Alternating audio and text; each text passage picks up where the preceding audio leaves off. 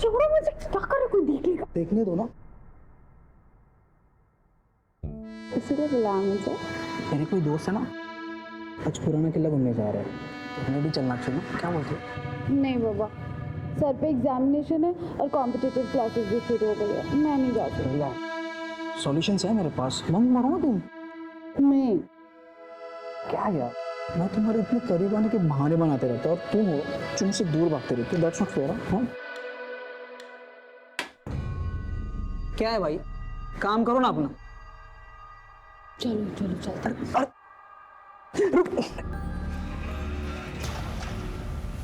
मनीषा, हमें सबसे पहले गवर्नमेंट से परमिशन लेनी होगी, क्योंकि इस केस में आला दर्जे के गवर्नमेंट ऑफिसर्स इन्वॉल्व हैं। मैं सारी लीगल फॉर्मेलिटीज पूरी कर दूंगी सर। और एक बात का ध्यान रखें, अपने भरोसेमंद लोगों के अलावा किसी के साथ ये इंफॉर्मेशन शेयर नहीं करना। भरोसा रखिए सर।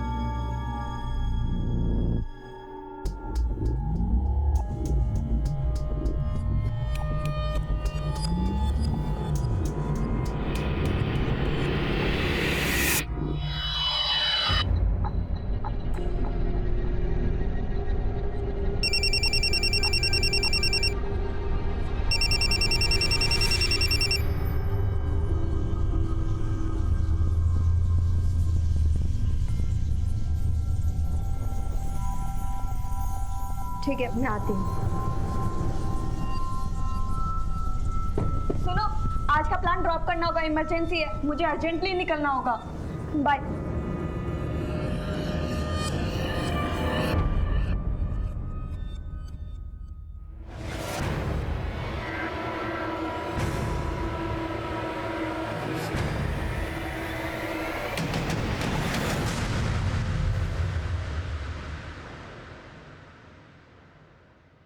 सर, ये मेरी छोटी बहन और उसके फ्रेंड्स हैं, इन्हें छोड़ दीजिए प्लीज। दिखने में तो सब शरीफ घर के लगते हैं, लेकिन रैश ड्राइविंग करते हुए पकड़े गए।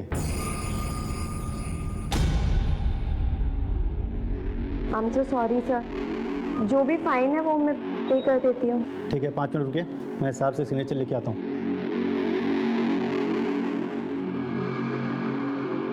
दीदी आई एम सॉरी, मेरी वजह से आपको इतना। मैंने कुछ पूछा तुमसे? ये सब करने जाती हो तुम कॉलेज? हाँ, और तुम 1000 बार मना किया है मैंने, मेरी बहन से दूर रहने को बोला है ना तुम्हें। ये तुम्हारी लास्ट वार्निंग है, समझे? ठीक है, आप लोग जा सकते हैं। थैंक यू, चलो।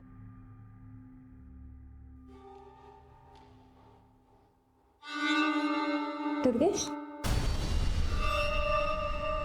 वो डॉक्टर कह रही थी कि ये समय बहुत अच्छा है माँ बनने के लिए। इतनी जल्दी क्या है? जल्दी मुझे नहीं, तुम्हारे पेरेंट्स को है। आखिर प्रॉब्लम क्या है? तुम मेरे सवालों के जवाब नहीं देते, लेकिन मुझे लोगों के सवालों के जवाब देने पड़ते हैं। हाँ तो दो, जिसे जो कहना है वो कहो, पर मुझे परेशान मत करो। अगर तुमने शादी माँ बनने के लिए की है ना, तो किसी और से शादी कर लेती तो अच्छा होता।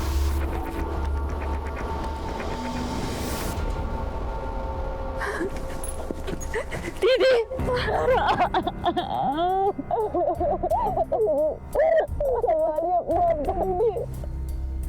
दीदी हम नहीं रहता रहा, हमको छोड़ के चली गई।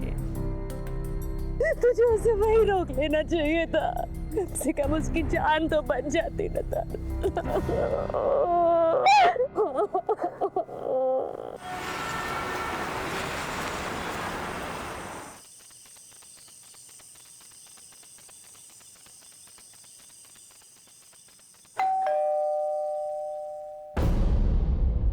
कहाँ रह गई थी? वो मैंने इसे बुला लिया था डिनर पर, तो बस इसीलिए लेट हो गए। चलो अब अंदर।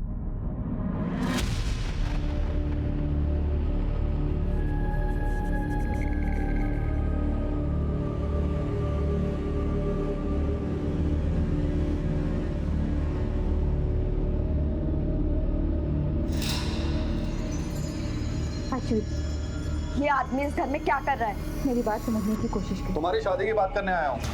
शादी? मुझे नहीं करनी कोई शादी वादी।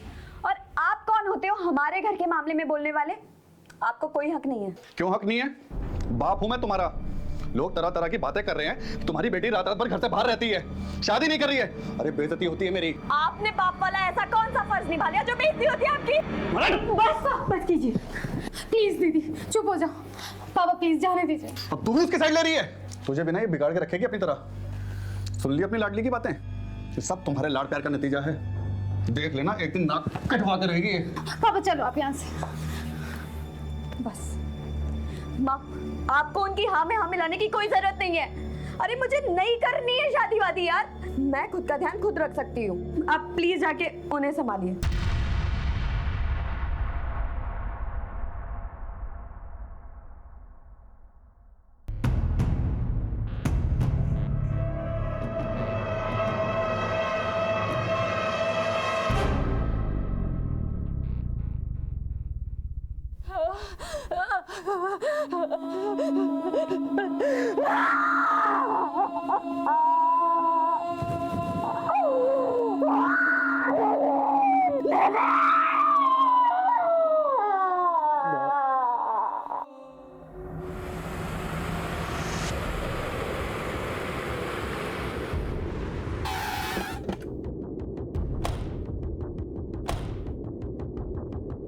इन दिनों आपने किसी को निधि का पीछा करते या फिर उस पर नजर रखते हुए देखा था?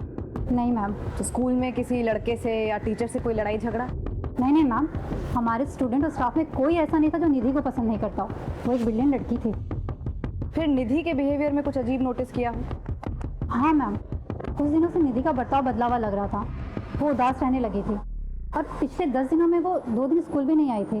और अभी 2 दिन पहले अचानक उसके स्कूल में तबीयत बिगड़ गई थी और वो छुट्टी लेकर 11 बजे ही घर चली गई थी। मुझे थोड़ा जैसा लग रहा है, मैं घर जाना चाहती हूँ। ओके। और हाँ, वो स्कूल के अलावा कोचिंग भी जाती थी। अब अगर वहाँ कुछ हुआ हो तो हम नहीं कह सकते। यस मैम, निधि पिछले 10 दिनों में 3 दिन कोचिंग क्लासेस नहीं आई है। मैंने उससे पूछा भी था तो उसने कहा कि उसकी तबीयत खराब है। मेरी तबीयत ठीक नहीं है, मैं कल नहीं आऊँगी।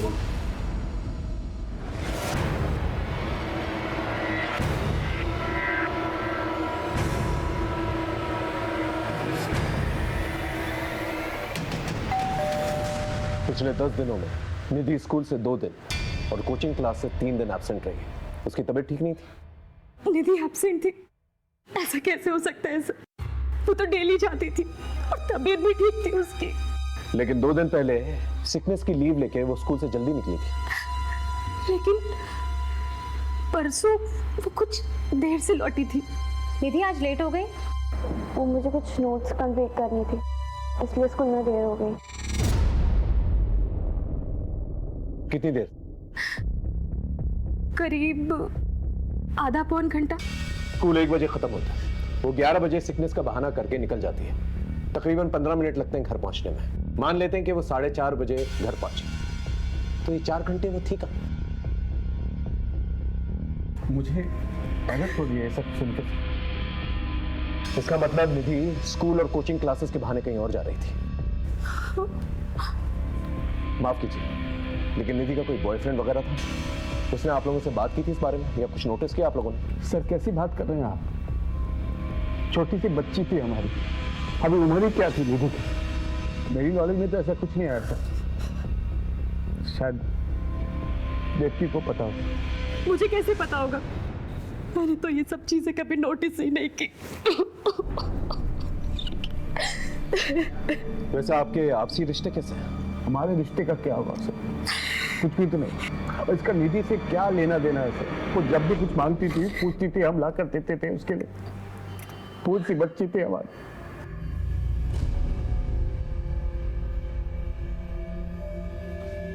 खैर, जरा सोच कर बताइए, आपका कोई दुश्मन जो निधि को मार सकता? नहीं सर, हमारी किसी से कोई दुश्मनी नहीं है। मैं तो अपने बिजनेस पे फोकस करता हूँ। पता नहीं हमारी बच्ची को किसने मार दिया।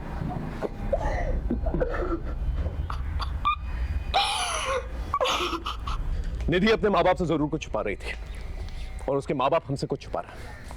इनके आपसी रिश्तों के बारे में पता करो, पड़ोसियों से पूछताछ करो। बहुत सारी बातें जो हैं घर वालों से पहले मोहल्ले वालों को पता चल जाती है।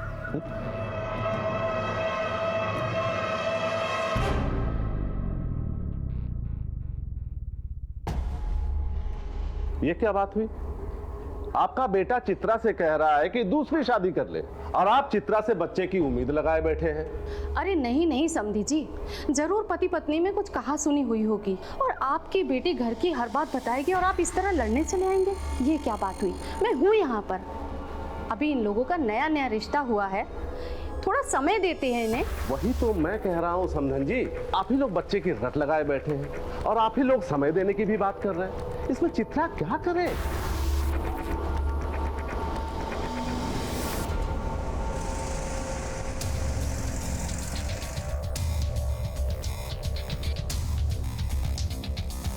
निधि बड़ी प्यारी बच्ची थी। जो बच्ची अपना खाना दूसरे को खिला सकती है, अपना खिलौना दूसरे को दे सकती है, ऐसी बच्ची का दुश्मन कौन हो सकता है? हाँ, सागर को अपने पैसे का थोड़ा घमंड था, लेकिन निधि में ऐसी कोई बात नहीं थी। आपने कहा कि सागर को पैसों का घमंड था, क्या उसका कोई दुश्मन हो सकता है? तो दुश्मनी का तो मुझे पता नहीं, लेकिन इन मियाँ बीवी की आपस में बनती नहीं थी। और ये बात आपको कैसे पता चली? मेरे नौकर ने बताया। वो सागर का नौकर भोला का दोस्त है, आपस में एक दूसरे घर की कहानी बताते रहता है। मैडम, साहब और मेम साहब ऐसे ही है। ऐसा एक भी दिन नहीं गया होगा कि साहब और मेम साहब आपस में झगड़े नहीं हो। किन बातों पे झगड़ा होता था? देवकी, तुमने आज जो तमाशा किया ना, वो गलत है। अच्छा, मैं तमाशा कर रही हूँ? मैं जो कर रही हूँ वो गलत है और जो तुम कर रहे हो वो सब सही है? क्यों जिम में बिजी रहते हो? यही बोलते हो ना तुम? बीवी और बच्ची से बात करने का टाइम नहीं है तुम्हारे पास, क्योंकि तुम निहारिका के साथ बिजी रहते हो। और यही सब करना था तो मेरे साथ शादी क्यों की? तुम्हारा ये जो पागलपन है ना, तुम अपने पास ही रखो। तुमसे बात करना बेकार है। क्या?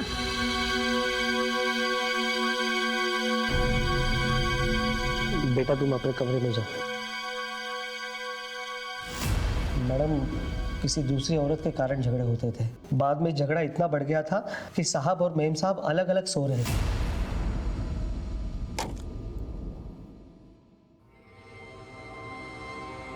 इन झगड़ों का बुरा असर निधि पर पड़ रहा था, वो उदास रहने लगी थी।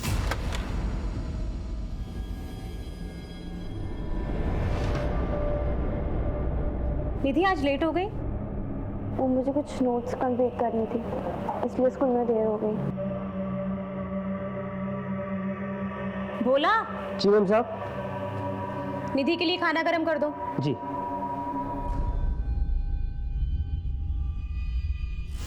इस माहौल से बचने के लिए मेम साहब ने निधि के मासी के पास उसको छोड़ दिया। कितने दिन पहले की बात है ये? यही कुछ 1 महीने पहले की बात है मैडम। कहाँ रहती है निधि की मौसी? संता नगर।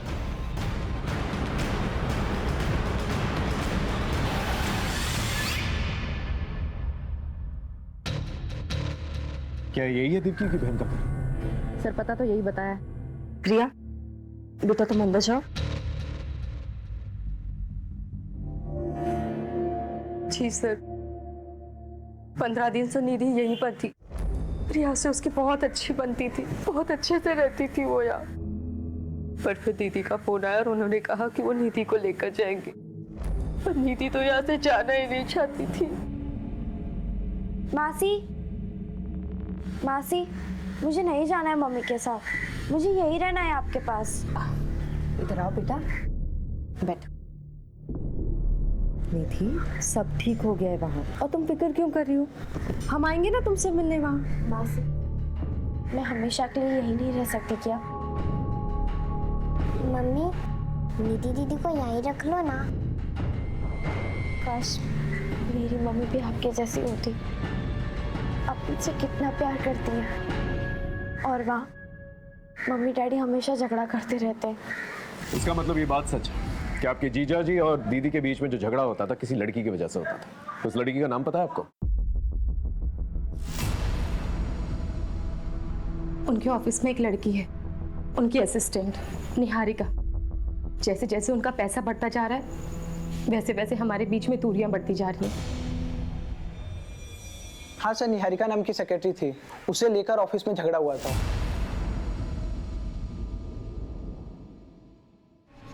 तू ही है वो नागिन जो मेरे बसे बसाए घर में जहर फूंक रही है। मैम, आप ये क्या कह रही हैं? बताओ मैं क्या कर रही हूँ, बताओ तुझे मैं क्या कर रही हूँ। मुझसे बात करो देवकी, क्या तमाशा लगा रखा है तुमने यहाँ पर? मेरा ऑफिस है ये। इसी में बिजी रहते हो ना तुम, इसीलिए घर देरी से आते हो, थक जाते हो तुम। आज तुम्हें ये फैसला लेना होगा, या तो तुम्हारी जिंदगी में चुड़ैल रहेगी या मैं और निधि। और इस सवाल का जवाब सोच कर घर लौटना, समझे तुम? अफराद था या नहीं वो तो मुझे नहीं पता सर, लेकिन उसकी बड़ी बेइज्जती हुई। उस दिन के बाद से निहारिका ने ऑफिस आना भी बंद कर दिया। ठीक से करो। मैडम हॉस्पिटल से फ़ोन आया, निधि की पोस्टमार्टम रिपोर्ट आ गई है।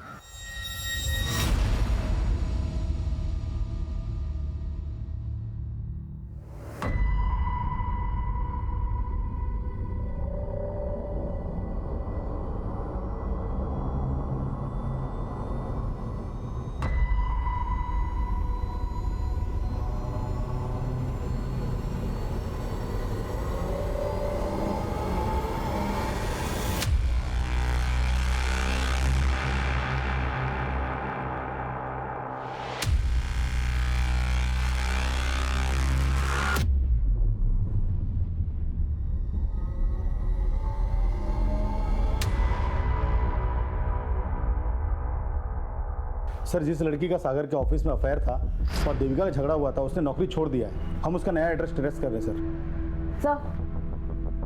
निधि की पोस्टमार्टम रिपोर्ट काफी शॉकिंग है।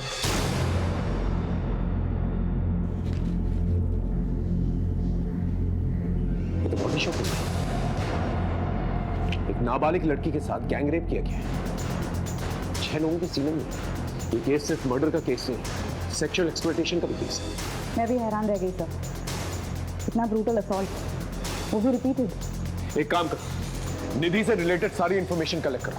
जब तक हमें पूरी इंफॉर्मेशन नहीं मिल जाती, हमें नहीं पता चल पाएगा कि निधि की लाइफ में क्या चल रहा है। छोटी सी छोटी इंफॉर्मेशन कलेक्ट करो। एक बेगुनाह बच्ची के साथ इतना बड़ा दुष्कर्म करने वाले को बख्शा नहीं जाएगा। अपनी पूरी पुलिस टीम को अलर्ट करो। इस केस से रिलेटेड सभी लोगों से दोबारा पूछताछ करो। पोस्टमार्टम रिपोर्ट आने के बाद हमारा पूरा पुलिस डिपार्टमेंट हिल चुका था, क्योंकि अब हत्या के साथ साथ सामूहिक बलात्कार की धाराएं भी जुड़ चुकी थी। अपराध की बर्बरता को देखते हुए एक ही सवाल मन में बार बार उठ रहा था कि निधि कितने दर्द से गुजरी होगी। ऊपर से भी हम पर प्रेशर था और कई सामाजिक संस्थाओं ने इस गंभीर मुद्दे पर अपनी चिंता व्यक्त की थी। सवाल कई थे और जवाब ढूंढने में हम सरगर्म थे। हमारी पुलिस टीम के अलावा भी हमने इस केस की छानबीन में और लोगों को जोड़ लिया था। एक आम घर की आम लड़की के साथ इतना बड़ा जुर्म एक बहुत बड़े अपराध की दस्तक था, और इस दस्तक को पकड़कर असली अपराधी तक पहुंचना हमारे लिए एक बहुत बड़ा चैलेंज।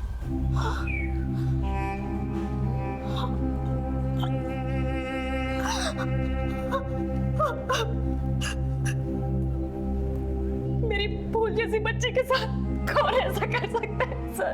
इसी सवाल का तो जवाब नहीं है आप लोगों के पास। वो स्कूल के बाद कहां जाती थी ये नहीं मालूम आप लोगों को। कोचिंग क्लासेस के बाद कहां जाती थी ये तक नहीं मालूम आप लोगों को। देख लिया आपने, इतना बड़ा अपराध हुआ इसके साथ। और हैरत की बात यह है, ये उसके साथ पहले भी होता है। ये तो हमें पड़ोसियों ने बताया कि वो खामोश रहती थी, उदास रहती थी, लेकिन आप लोग को ये तक नहीं पता उसकी जिंदगी में क्या चल रहा है। मुझे आपसे कुछ बात करनी थी। सर, मेरी भूल जैसी बच्ची ने किसी का क्या बिगाड़ा था जो उसके साथ इतना बड़ा जुल्म हो गया। देखिए, पहले मामला मर्डर का था, अब क्लियर हो चुका है कि निधि का गैंग रेप छुपाने के लिए उसका मर्डर किया गया।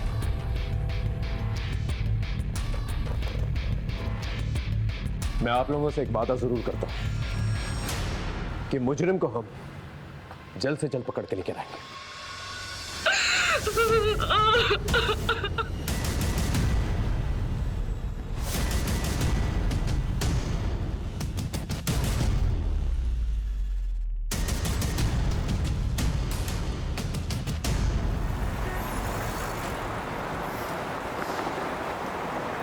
सलाम साहब। सलाम। गुड्डू, छोटी मोटी खबरें तो बहुत देता है, लेकिन अब की बार एक बहुत बड़े मिशन पर जाना है। जिसके बारे में इंफॉर्मेशन निकालनी है ना, वो गवर्नमेंट का एक बहुत बड़ा आदमी है, उसके ऑफिस से इंफॉर्मेशन निकालनी है। हो पाएगा तुझसे? हाँ, मनिंदर का नाम तो बताओ साहब, काम हो जाएगा। निधि के घर में निधि से भोला सबसे करीब था, और निधि के गायब होने की खबर भी सबसे पहले भोला ने ही दी थी देवकी को। निधि के माँ बाप एक दूसरे से झगड़ा किया करते थे, शायद इसी का फायदा भोला ने उठाया। हाँ सर, हमारी तहकीकात में और कोई सस्पेक्ट सामने भी नहीं आया। इस भोला के बारे में पता करो। ये नौकरों से काफी गॉसिप किया करता था, शायद किसी नौकर ने इसके बारे में गॉसिप किया। Yes sir. माँ, पापा से कह दीजिए मुझे शादी नहीं करनी है। तो क्या पूरी जिंदगी शादी नहीं करेगी? हाँ, नहीं करूंगी। क्या बोल रही है तू? पागल हो गई? कुछ भी बोले जा रही है। देख, अगर कोई पसंद है तो बता दे, हम बात करते हैं।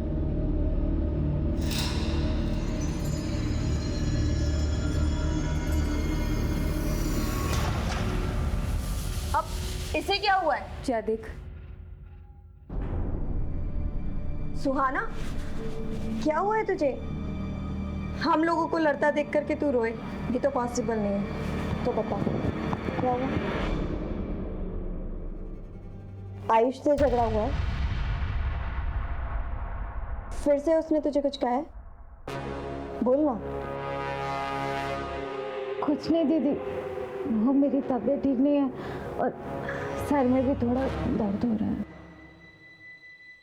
तू सच कह रही है ना? हाँ दीदी, तुम्हारी कसम।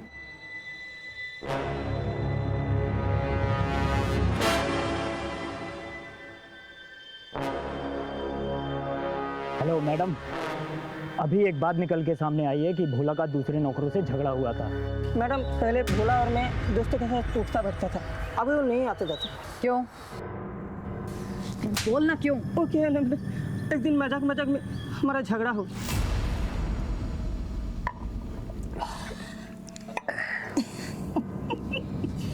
क्या रे भोला, तेरा साहब का अभी भी चक्कर चल रहा है क्या? अरे उनके मामले में नहीं बोलते, वो बड़े लोग हैं। बड़े थे, उनकी बेटी भी हो रही है। क्या बोलना क्या चाहता बे? बोलना, हाथ मारता है कि नहीं? साइकिल सिखाने के बाद छोड़ेंगे नहीं तुमको, छोड़ेंगे नहीं हम। क्या बोल रहे ना? मैंने तो उसको वही कहा था जो भोला की फितरत थी।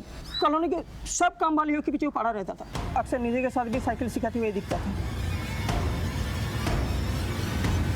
इसलिए थोड़ा मजाक किया था तूने? नाबालिग लड़की के लिए घर के नौकर से गंदी बातें करना तुझे मजाक लगता है?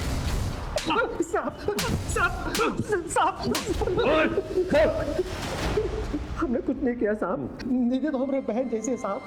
वो लोग झूठ बोल रहे साहब। निधि के साथ जो हुआ वो हमने नहीं किया साहब। अगर ऐसे होता तो मेम साहब को सब कुछ बता देती साहब। बता देती, इसलिए तूने उसे हमेशा के लिए खामोश कर दिया? नहीं नहीं साहब, हमने कुछ नहीं किया साहब, हमने कुछ नहीं किया। मोहल्ले की काम वालियों के पीछे क्यों पड़ा रहता था? साहब, हम किसी के पीछे नहीं पड़ते साहब, हम तो उनकी मदद कर रहे थे साहब, उनको काम काज दिलाने में साहब। मदद कर रहा था? इसका ब्लड सैंपल, और जब तक डीएनए रिपोर्ट नहीं आ जाती उसे यही रखता।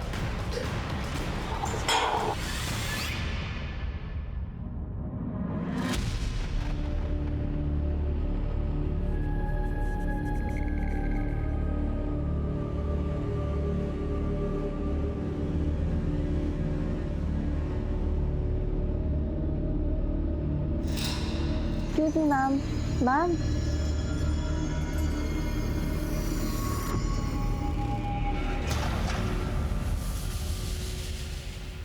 The number you are trying to call is currently switched off.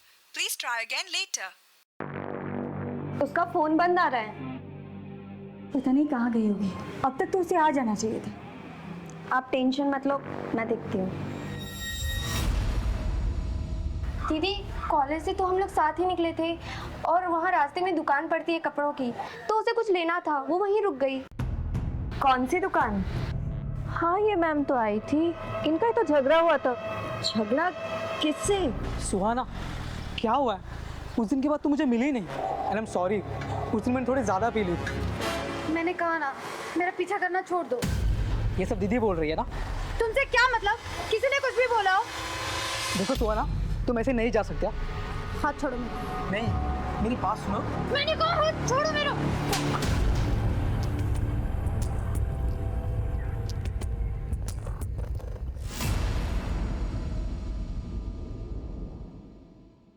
Sir, ये मेरी छोटी बहन है सुहाना। सर 18 साल की है, कॉलेज से घर ही नहीं लौटी। हम लोगों ने हर जगह ढूंढा पर कोई इन्फॉर्मेशन नहीं मिल रही है। और सर इसका फ़ोन भी बंद आ रहा है।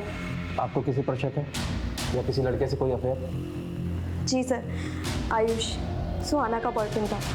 इन दोनों का ब्रेकअप हो गया था, पर अभी रिसेंटली मुझे पता चला है कि इन दोनों में झगड़ा हुआ था। सुहाना का बॉयफ्रेंड था? ये बात मुझे पहले क्यों नहीं बताई? आप कौन है? सर, मैं सुहाना और इसका पिता हूँ, लेकिन इन लोगों के साथ रहता नहीं हूँ सर। क्यों? दरअसल हमारी आपस में बनते नहीं है सर। तो सुजाता, ये सब सिखा रही हो अपनी लड़कियों को? अच्छा, जो आपको सिखाना चाहिए था वो तो आपने कभी सिखाया नहीं हमें। ये क्या लगा रखा है तुम लोगों ने? और ये आयुष कहाँ रहता है? चल बता, सुहाना कहाँ है? सर मुझे नहीं पता सुहाना कहाँ है। अभी 2 दिन पहले हमारा ब्रेकअप हो गया था। और ब्रेकअप के बाद गायब कर दिया उसे। बोल कहाँ है वो? अश्विति झूठ बोल रही है मुझे फंसाने के लिए। वो तो पहले से मुझ पे चिढ़ती थी और उस दिन के बाद कुछ ज़्यादा ही। ये सब करने चाहती हो तुम कॉलेज? हाँ, और तुम 1000 बार मना किया है मैंने, मेरी बहन से दूर रहने को बोला है ना तुम्हें। ये तुम्हारी लास्ट वार्निंग है। उस दिन गलती हो गई मुझसे, लेकिन अश्विति के कहने पर सुहाना ने मिलने से भी मना कर दिया था। बॉयफ्रेंड था ना तो उसका, बता कहाँ गई वो? मुझे कैसे पता चलेगा सर? मैं तो कहता हूँ आशिविका किया धरा ये सब मुझे फंसाने के लिए। मुझसे नफरत करती थी और इसलिए मुझ पे ना ये सब झूठे इल्जाम लगा रही है। सुहाना की डिटेल्स निकालो, सारे इलाके में पूछताछ करो, शायद कुछ पता चले। Okay sir. रमन अवस्थी साहब से मिलना था। अवस्थी साहब ऐसे नहीं मिलते किसी से, उनसे मिलने के लिए अपॉइंटमेंट लेनी पड़ती है। कैसे मिलेगी अपॉइंटमेंट? 1 मिनट।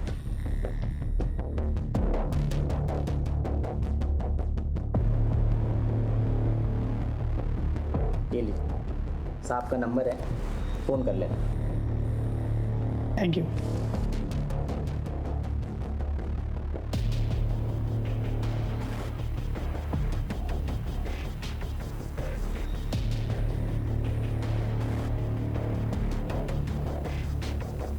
हेलो,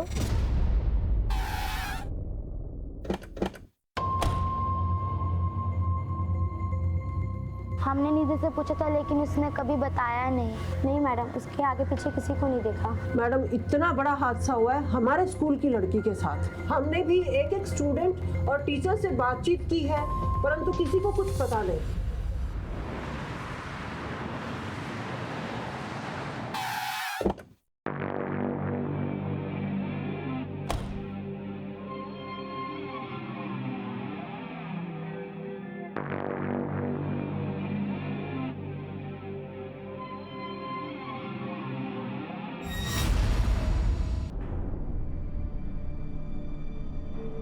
दुर्गेश, मुझे तुमसे बात करनी है। क्या बात करनी है? मुझसे गलती हो गई कि मैंने माँ पापा को बता दिया। आई एम सॉरी, मेरे पास और कोई रास्ता नहीं था, लेकिन मैं अभी ये जानना चाहती हूँ किस बात की सज़ा दे रहे हो तुम मुझे? आखिर क्या कमी है मुझ में? क्या गलती हो गई है मुझसे? गलती तुमसे नहीं,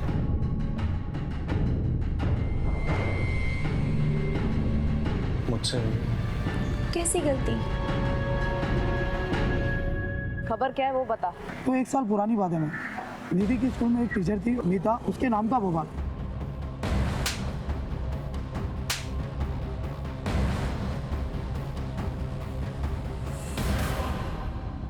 लेकिन ये बवाल हुआ क्यों था? एक वीडियो वायरल हुआ था उसका, सेक्स वीडियो।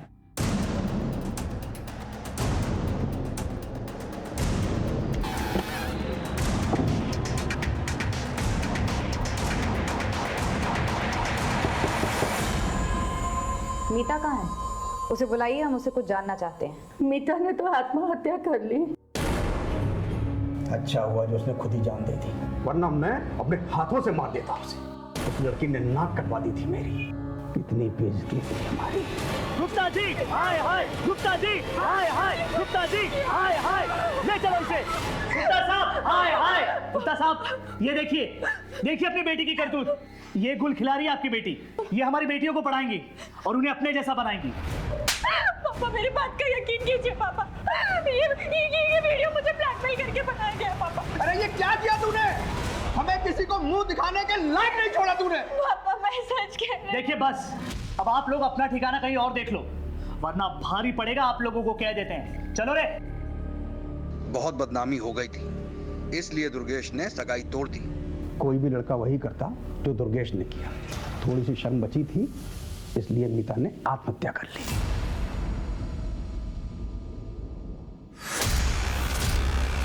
आपने कभी इस बात पर ध्यान नहीं दिया कि हो सकता है मीता सही कह रही थी? सही या गलत से क्या फायदा मैडम? मेरी इज्जत तो चली गई ना मैडम। अब वापस उन बातों को कुरेद करके हमें क्या मिलेगा? निधि और उसकी टीचर मीता दोनों का ही सेक्सुअल असॉल्ट हुआ था और दोनों का ही एक ही स्कूल से कनेक्शन भी था। इसलिए हमने मीता के केस के इन्वेस्टिगेशन ऑफिसर से मुलाकात की। सर यही वीडियो वायरल हुआ था उस लड़की का, जिसके वायरल होने के बाद मीता पर मॉब ने अटैक किया और उसके बाद उसने सुसाइड कर लिया। हम अपनी इन्वेस्टिगेशन तो कर ही रहे थे सर, पर आगे इस केस में कुछ क्लू नहीं मिला। इस वीडियो में जो लड़का है, इसकी पहचान हुई है? नहीं सर। मीता के मंगेतर का एड्रेस है?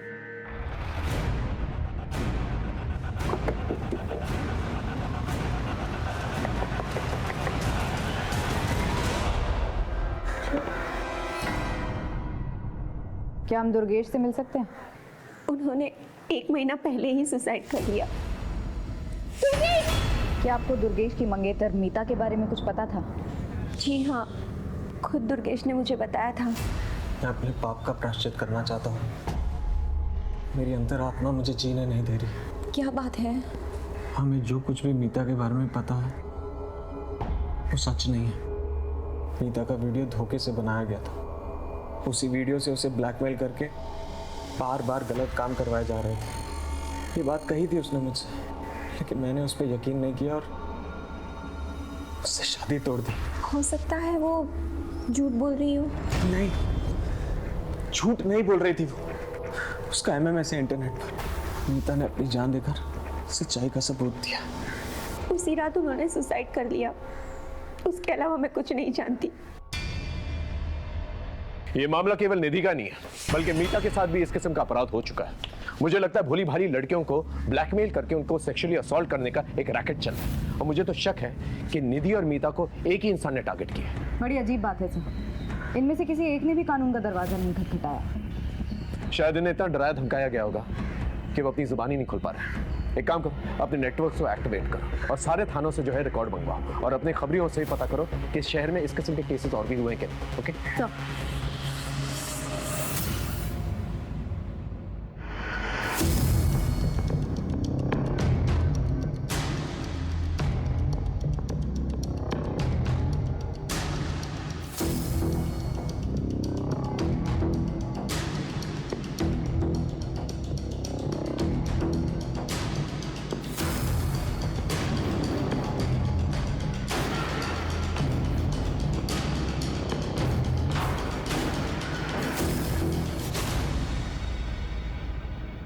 यही शॉप है। इसका लाइसेंस 2004 में लिया गया था। ये शॉप किस एरिया में? कपड़ा बाजार, सेंट्रल दिल्ली। ये तो काफी भीड़ भाड़ वाला एरिया है, हजारों लोग आते जाते हैं वहां पर। हमें काफी सावधानी से इस जगह पर काम करना होगा। मैडम, ये गारमेंट शॉप के रजिस्ट्रेशन पेपर्स, सारे डॉक्यूमेंट सही है। यूँ तो मालिकाना हक किसी मालती शर्मा के नाम पे है, लेकिन पूरी देखरेख रमन अवस्थी करता है, जो कि एक सरकारी कर्मचारी है।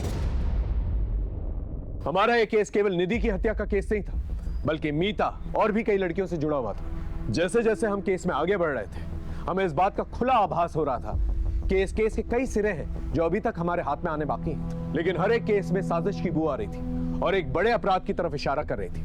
हमने एक एक पुलिस स्टेशन में आईवी मिसिंग कंप्लेंट्स को टटोलना शुरू किया और उनसे रिलेटेड सारी इंफॉर्मेशन जमा करनी शुरू की, क्योंकि अब तक यह साफ हो चुका था कि हमारा पाला एक बहुत ही शातिर और गंदी जहनियत के मुजरिम से था। सर मैंने वहाँ फोन किया था, लेकिन वहाँ से कुछ पता नहीं चला। ठीक है, ट्राई करता रहो। Okay sir. हाँ, पिछले 6 महीने में 6 लड़कियों की मिसिंग कंप्लेंट दर्ज की गई है, लेकिन बाद में फिर सभी ने वापस ले ली। अंदर की बात है कि इन सभी के साथ सेक्सुअल असॉल्ट हुआ था। घर की इज्जत खो जाने के डर से फैमिलीज ने कंप्लेंट वापस ले ली, लेकिन एक लड़की है जिसकी मिसिंग कंप्लेंट अभी भी दर्ज है, सुहाना शर्मा। ये अभी तक मिली नहीं है। किस थाने की रिपोर्ट है? अलीपुर।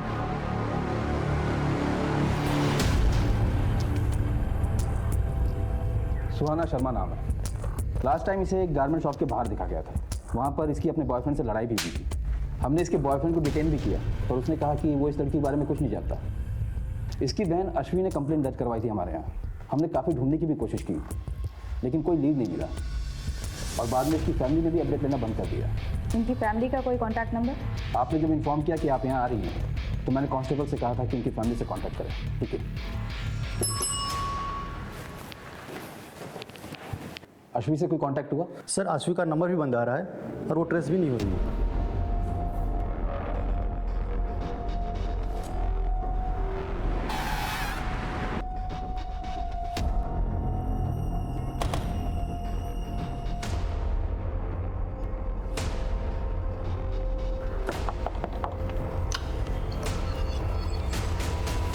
क्या हम अश्विनी से मिल सकते हैं? वो तो नहीं है। नहीं है मतलब? कहाँ गई? किसी काम से बाहर गई। सुहाना की कोई खबर मिली? उसी केस के बारे में हमें उनसे बात कर ली है। आप आइए ना, अंदर बैठिए, मैं अपने पति को बुलाती हूँ, आप उनसे बात कीजिए। जी कहिए, मैं आपकी क्या मदद कर सकता हूँ? सुहाना मिसिंग केस के बारे में अश्विनी से बात कर। वो सर मेरी बीवी ने बताया ना आपको, बाहर गई है किसी काम से। उनका फ़ोन बंद आ रहा है। लगता है कि बैटरी का प्रॉब्लम हो। आप मुझे बताइए ना क्या बात है सर? सुहाना मिसिंग केस के बारे में आप लोगों ने कई दिनों से कोई अपडेट नहीं लिया, पूछ सकता हूँ क्यों? कितना अपडेट लेते सर? पुलिस अगर अपना काम कर रही होती तो वो कब का मिल गई होती, इसलिए नाउम्मीद होकर हमने फॉलोअप करना बंद कर दिया। अभी कोई खबर है आपके पास उसकी?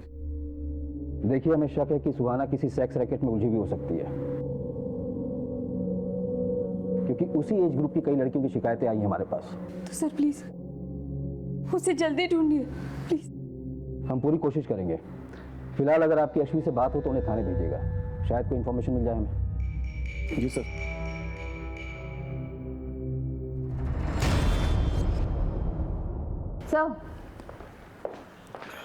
आश्वी का नंबर पिछले 15 दिनों से बंद आ रहा है और उसके पड़ोसियों ने भी उसे देखा नहीं, लेकिन एक नंबर है कॉल रिकॉर्ड्स में जो बार बार फीचर होता है, जिससे आश्वी लगातार टच में थी। आश्वी और चारू के कार्ड से एक ही होटल के बिल भी भरे गए हैं। मैंने चारू को बुला लिया है पूछताछ के लिए। हम दोनों दोस्त हैं सर। दोस्त? कॉल रिकॉर्ड्स में दोस्ती साफ नजर आ रही है तुम्हारी। क्या चल रहा था तुम्हारे और आश्वी के बीच में? कहाँ है आश्वी और सुहाना?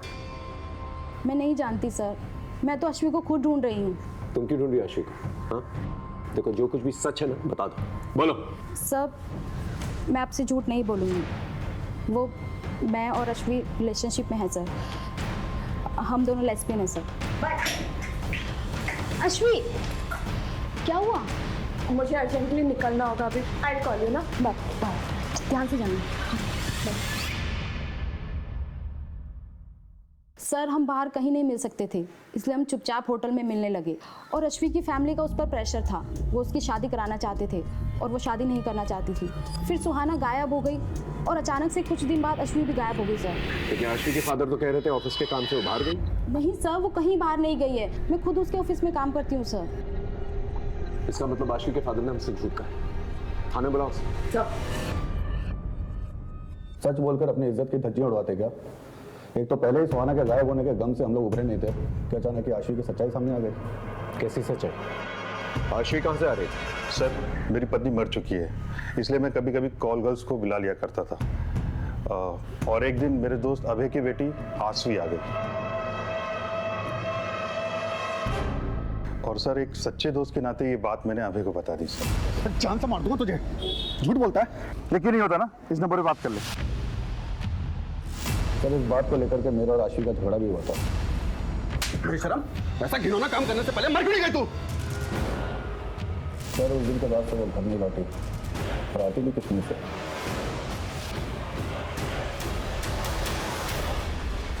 कहाँ से बुलाया था आश्वी को?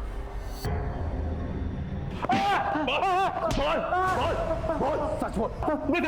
बताता साहब, इस तरह का एक ही नहीं 50 धंधे चल रहे हैं। मैं तो सिर्फ दलाल हूँ, असली धंधा तो वहां से ऑपरेट हो रहा है। मुझे पीट के कुछ नहीं मिलेगा। सच बोल। हमारी इन्वेस्टिगेशन में हमें वहां पर कुछ भी नहीं मिला। सच बोल। ऐसे कुछ नहीं मिलेगा। वहां जाकर बोलिए दामोदर ने भेजा है, अनारकली चाहिए।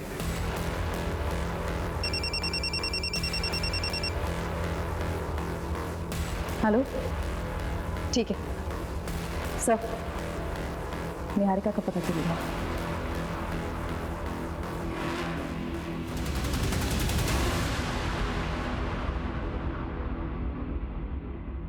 सर मेरा यकीन मानिए, निधि की मौत से मेरा कोई लेना देना नहीं है। फिर भागी क्यों थी? सर उस दिन देवकी मैम के तमाशे के बाद मुझ में हिम्मत नहीं रही कि मैं अपने कलीग से नजरें मिला पाऊँ, इसलिए मैं वहाँ से निकल गई थी सर। जहाँ इतनी बातें वेरीफाई हुई हैं, तुम्हारा स्टेटमेंट भी वेरीफाई होगा और जब तक ये बात सच नहीं साबित हो जाती तुम यहीं रहोगे।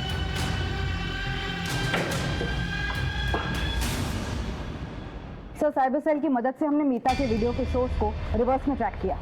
जो वेबसाइट सामने आई है उसका सर्वर फॉरेन में है। इसी वेबसाइट पर और भी लड़कियों की वीडियोस अपलोड हैं जिसकी इन्वेस्टिगेशन हमने की। आश्वी और निधि के वीडियोस भी इन वीडियोस में शामिल हैं। इसका मतलब पहले इन लोगों के वीडियोस बना के इन्हें ब्लैकमेल किया जाता है और फिर बाद में प्रोस्टिट्यूशन में ढकेल दिया जाता है और फिर और पैसे कमाने के लिए इन्हें फॉरेन साइट्स पे बेच दिया जाता है। इन दरिंदों को रंगे हाथों पकड़ना पड़ेगा। 6 महीने पहले मीता को टारगेट करते हैं ये लोग और 1 महीने पहले आश्वी और सुहाना को और 10 दिन पहले निधि। और ये सब कुछ इस शॉप से कनेक्टेड है। सीधे रेड मारते हैं सर। पॉसिबल है कि सुहाना अभी भी उनके पास हो। नहीं, इसलिए नहीं मार सकते क्योंकि अगर इन लोगों को जरा सी भी भनक लग गई तो सुहाना और पता नहीं कितनी और लड़कियां जिनकी जान को खतरा हो सकता है। इन दरिंदों को पकड़ने के लिए इन्हीं की तरह शातिर होना पड़ेगा। अब हमारे हाथ में कुछ अहम सुराग लग चुके थे। अब जरूरत थी पूरी जिम्मेदारी के साथ, सावधानी के साथ प्लानिंग करके इस मिशन को अंजाम देने की। हमारी जरा सी भी लापरवाही मुजरिम को चौकन्ना कर सकती थी, उन्हें फरार होने का इशारा दे सकती थी। इसलिए पूरी जिम्मेदारी के साथ और मामले की संजीदगी को समझते हुए हमने प्लानिंग शुरू की।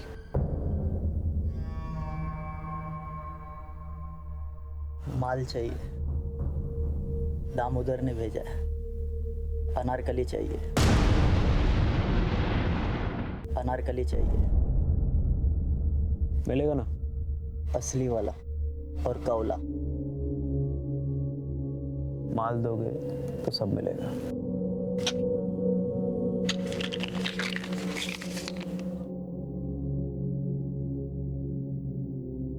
आओ मेरे साथ।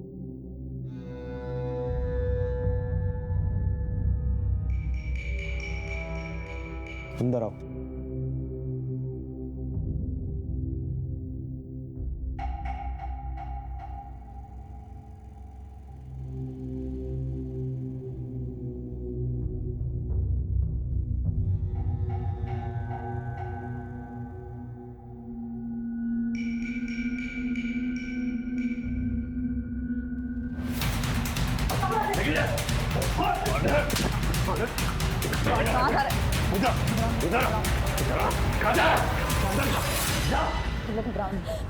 इन बच्चियों को एनजीओ लेके जाओ। चल चल जाओ। घबराओ।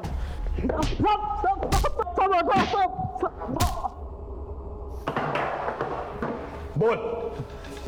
मीता, सुहाना, आश्वी, सब बाकी लड़कियों को मैंने धंधे को उतारा।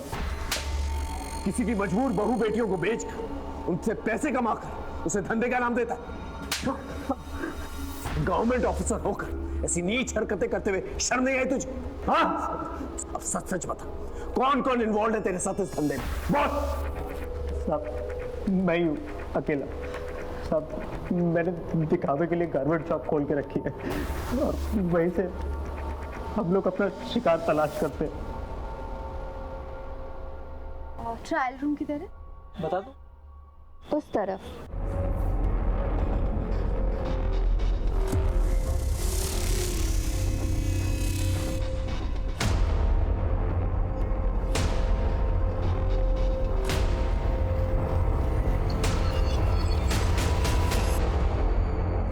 एक बार वीडियो बन जाता था तो फिर लड़कियों को ब्लैकमेल करना कोई मुश्किल काम नहीं होता था साहब। हम जानबूझ के सीधी सादी लड़कियों को और कम उम्र की लड़कियों को अपना शिकार बनाते थे ताकि वो आसानी से हमारे चंगुल में फंस सके।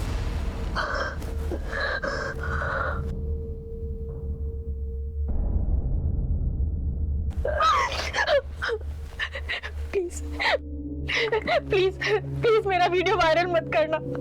मेरी शादी होने वाली है। तुम जो बोलोगे, जैसा बोलोगे मैं करूंगी। प्लीज। सुहाना को तूने इस तरह से फंसाया, आश्वी को कैसे फंसाया? उस दिन सुहाना के कस्टमर पे ज्यादा टाइम ले लिया था तो उसे ढूंढते ढूंढते आश्वी दुकान पर आ गई थी। मेरी बहन है सुहाना, ये आपकी दुकान पर कपड़े खरीदने आई थी। ये आई थी यहाँ पर। आश्वी बहुत खूबसूरत थी साहब और उसके हमें ज़्यादा पैसे मिलते, इसलिए उस दिन हमने सुहाना को वहाँ से जाने नहीं दिया और सुहाना के जरिए हमने आश्वी को अपना शिकार बनाया।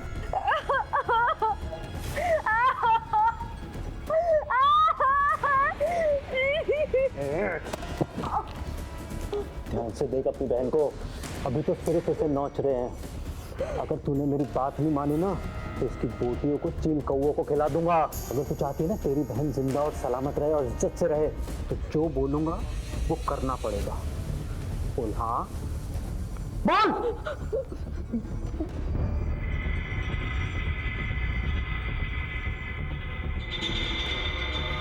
कहाँ है आशवी? आशवी तो कब की मर गई साहब।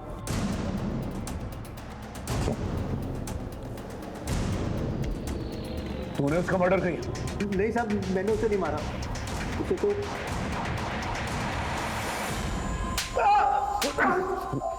कबीर बड़ी इज्जत की बातें कर रहा था ना तू कि इज्जत के मारे वो कहीं चली गई।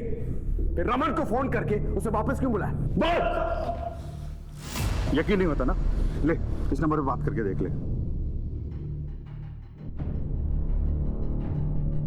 तो ये है तेरी जॉब?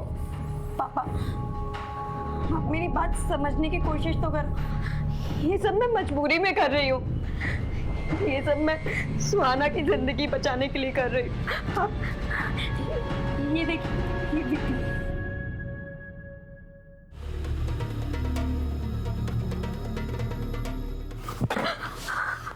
मुझे पहले ही पता था, खुद तो बर्बाद हो गई और उसे भी इस नर्क में झोंक दिया तूने। इसकी जिम्मेदार भी आप है। अपनी गलतियां भी मुझ पर डालेगी? आज ये किस्सा मैं खत्म करके ही रहूंगा। इसका मतलब आशवी ने सच कहा था, वो सुहाना को बचाना चाहती थी लेकिन तूने उसे मार डाला। बाप का हक तो जताना चाहता था लेकिन फर्ज नहीं निभा पाया।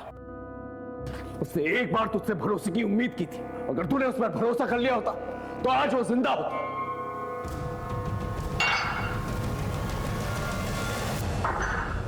आशवी और सुहाना के केस तो सॉल्व हो गया, अब निधि के दोषी से मिलता है।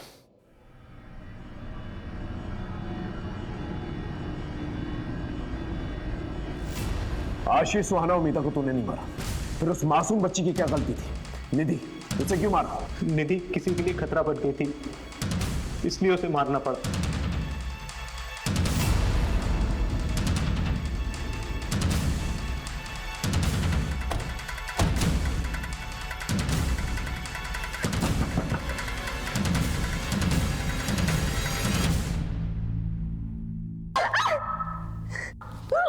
और मुंह खोलेगी कि नहीं? बोलती हूँ। बस मनीषा, सब बताती हूँ। सर, मेरे पति शिव का बिजनेस अच्छा नहीं चल रहा था और मुझे पैसे चाहिए थे। मैं धंधे में आ तो गई थी पर मुझे और पैसे कमाने थे, अपना घर खरीदना था। इसलिए एक दिन तारा देख, एक फॉरेन की पार्टी है मेरे पास, 1 लाख रुपए मिलेगा। 1 लाख? लेकिन उन्हें बच्ची चाहिए, कम उम्र की। कुछ कर सकती है क्या? ऐसी लड़की मैं कहाँ से लाऊंगी?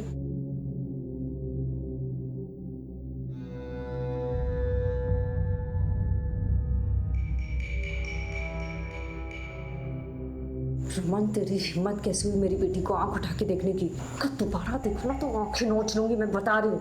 देख ले तारा, तेरी फायदे के लिए कह रहा हूँ, 1 लाख रुपए कम नहीं होते। घर खरीदना है ना तुझे? और फिर एक दिन निधि,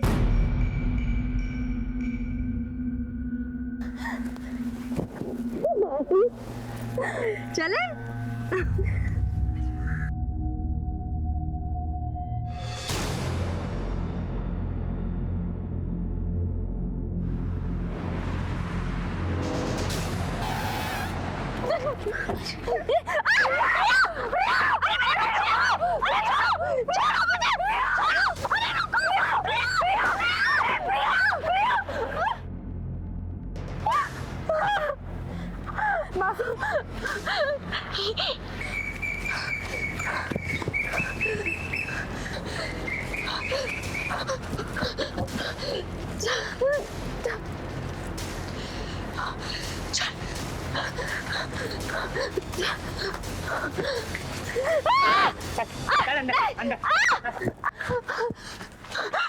मेरी बेटी को छोड़ दो, मेरी बेटी को छोड़ दो। तुझे भले ही पैसे से प्यार ना हो, लेकिन मुझे तो है। मैं तो वसूल करके रहूंगा। मैं दे दूंगी। बच्चे को लेकर आओ। प्रिया, प्रिया, प्रिया। कितने पैसे देगा इस लड़की के, बता। मुझे तो ये नहीं, मुझे तो ये चाहिए। वो चाहिए? नहीं, लेकर नहीं, नहीं, नहीं, चल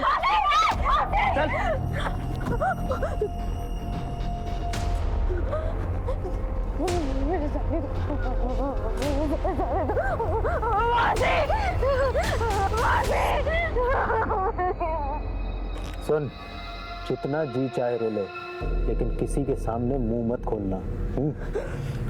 वरना देख, तो तेरी बहन प्रिया के साथ भी बिल्कुल वैसा ही होगा जैसा तेरे साथ हुआ। समझी? समझी? जा अपनी मौसी के पास। मेरे बच्ची को कहाँ लेकर जा रहे हो? और उसे छोड़ दिया तो मेरी गारंटी कौन देगा? जाओ यहाँ से।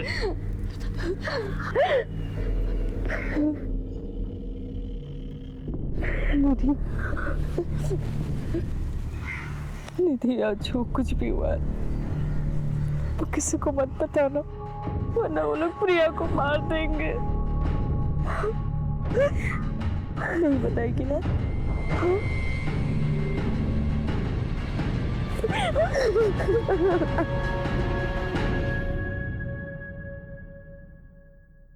कुछ दिन तो निधि चुप रही, लेकिन एक दिन बोल पड़ी। तारा मासी, मैं थक गई, मुझे कुछ अच्छा नहीं लगता। मम्मी पापा मेरी बात नहीं सुनते। मैं बोला को सब कुछ बता दूंगी, वो हमारी मदद करेगा, मुझे भरोसा है। निधि बच्ची थी, कभी भी किसी के सामने भी मुंह खोल सकती थी। निधि अगर कुछ दिन और सहन कर लेती तो उसे आदत पड़ जाती। मासी थी तू उसकी, मासी माँ जैसी होती है। और तूने क्या किया? औरत के नाम पे कलंक है तू। तुझे तो एक ऐसी ऐतिहासिक सजा मिलनी चाहिए ना कि तुझ जैसे अपराध करने वालों की रूहें थर्रा जाए।